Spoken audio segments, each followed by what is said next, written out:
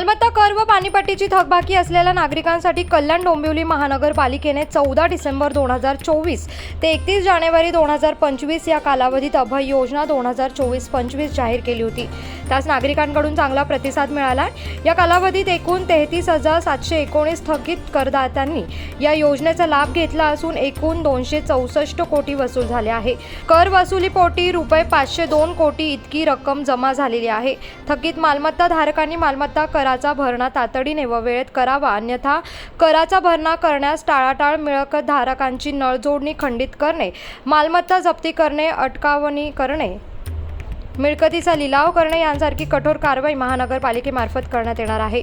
मोठी थकबाकी असलेल्या मिळकतधारकांना महानगरपालिकेने वेळोवेळी दिलेल्या नोटीसला प्रतिसाद न दिलेल्या मिळकतींची जप्ती करण्यात आलेली असून त्यातील 16 मालमत्तांचा जाहीर लिलाव करण्याची कार्यवाही सुरू आहे।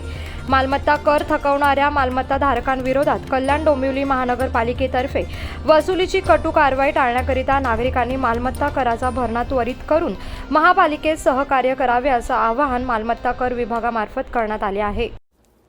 कोकणासह परिसरातील ताज्या घडामोडींसाठी सागर डिजिटलला सबस्क्राईब करा आणि नोटिफिकेशनसाठी बेल आयकॉनवर प्रेस करा।